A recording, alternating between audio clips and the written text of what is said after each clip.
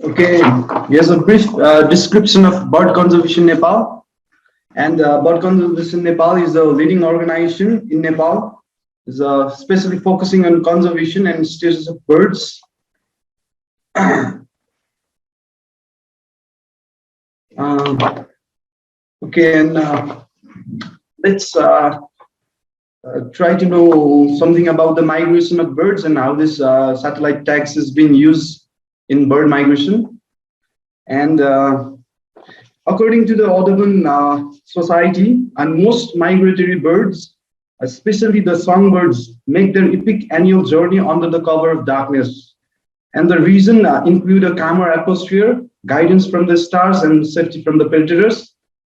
And it's becoming impossible to imagine the story of birds without the use of satellite, as we can see their movement at night by looking at the data collected from the website.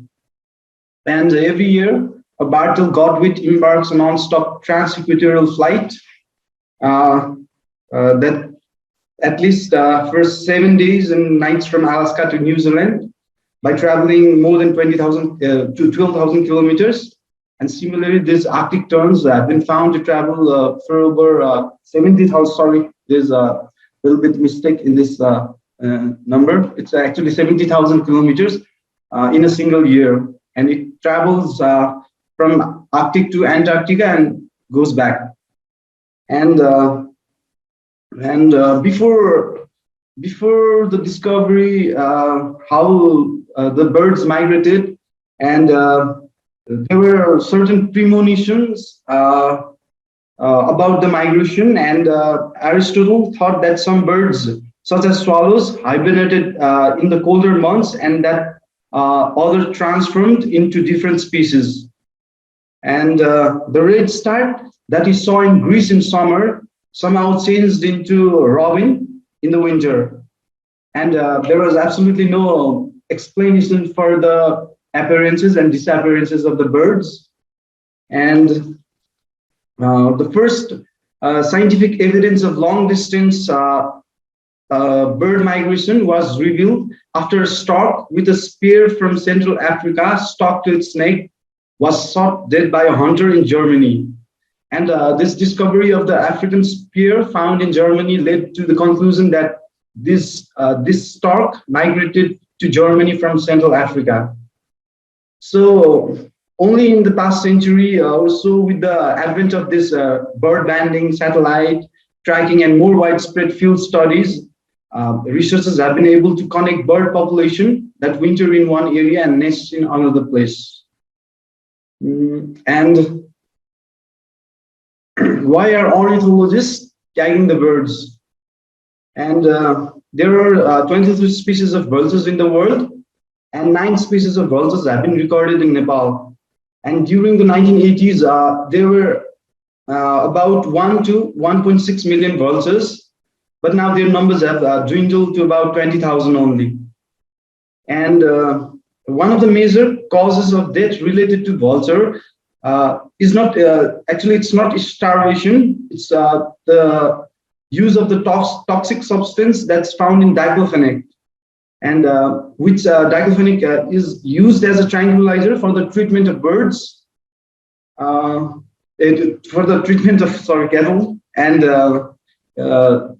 if a diclofenac injected cattle dies within 7 days, and if the cattle is fed by the vulture, and if the same cattle is fed by the vultures, death is predictable, and like it's so toxic to them that even a 30 milliliters of this diclofenac injected cattle can cause a death up to can kill up to 800.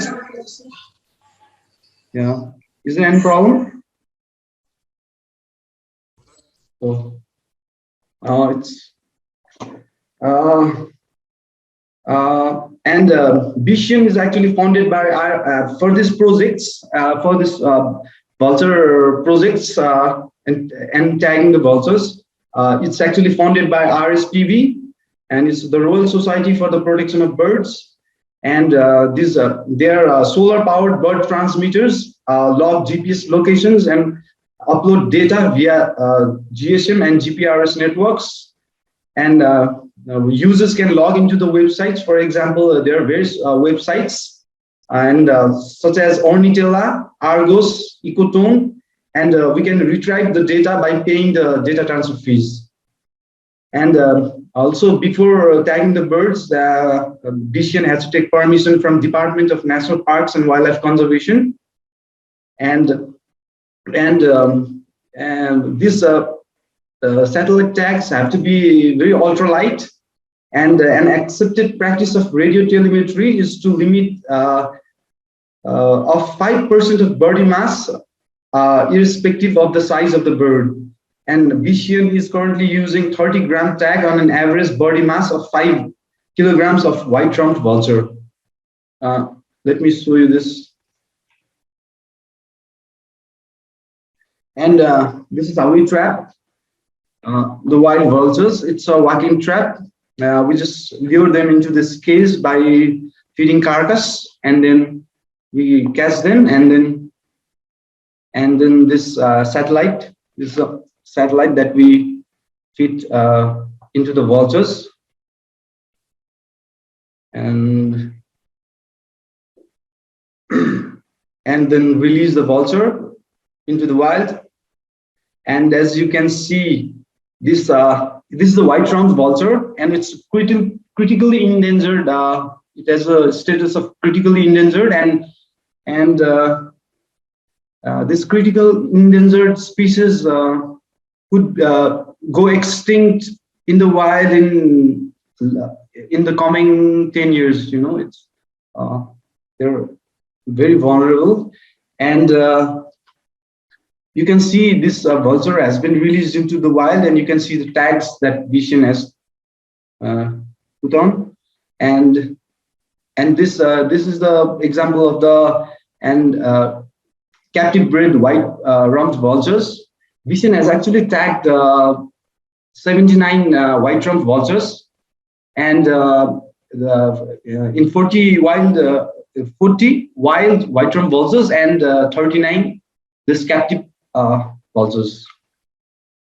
And you can see the movement of tagged white vultures, wild vultures. This is the movement from central Nepal. They are going far east and across the country. And they have also tagged on 3 red-headed vulture, but the status of red-headed vulture is not so critical as white-rumped vultures. And you can see this is the home range of red-headed vultures.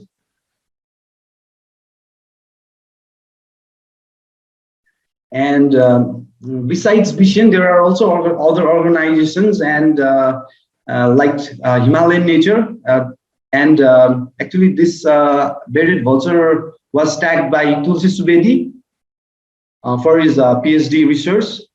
You can see the movements. I think it's not necessary to go into the details. And this is the movement of Himalayan griffon, and traveled far. And this study was taken place by Nepal Raptor Conservation Program. And you can see this is a successful, this white-rumped vultures are successfully breeding in the wild. You can see there's one on the left, there's a pair, and on the right, you can see one small juvenile vulture. Okay, and I'm not going to take much time. There are many successful attempts of the introduction of vulture feeding sites, also known as restaurants, that provide diclofenac-free carcass to the vultures. And it has made a positive comeback of the vultures after the conservation measures aided by the use of satellite tagging.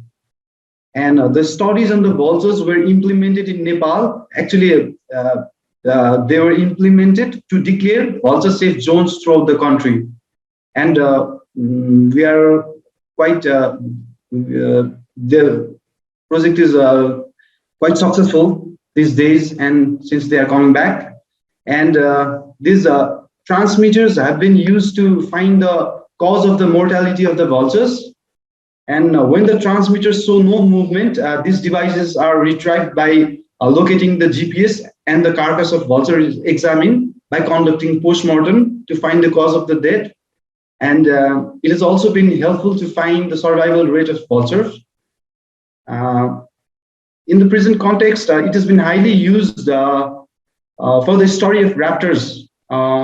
And more specifically, it has been used for the conservation purpose only, and subjected to vulnerable status of birds.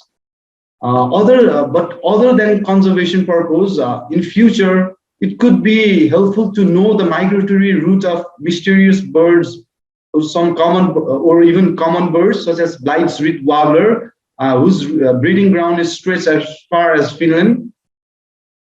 And boy, can you give me a minute? Yeah.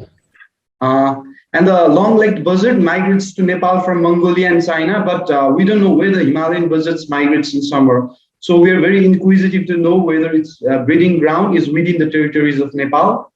And I think this use of transmitters is not limited to the study of birds. It can also be used to track other wildlife species such as mammals, since radio collars have been used in tracking snow leopards, fishing cats, and tigers. And here's one question for you. If interested, how can UNISEC introduce the transmitters in reasonable price for the wildlife studies in Nepal? And how can we access that data with whatever technology is available at the moment? Thank you very much.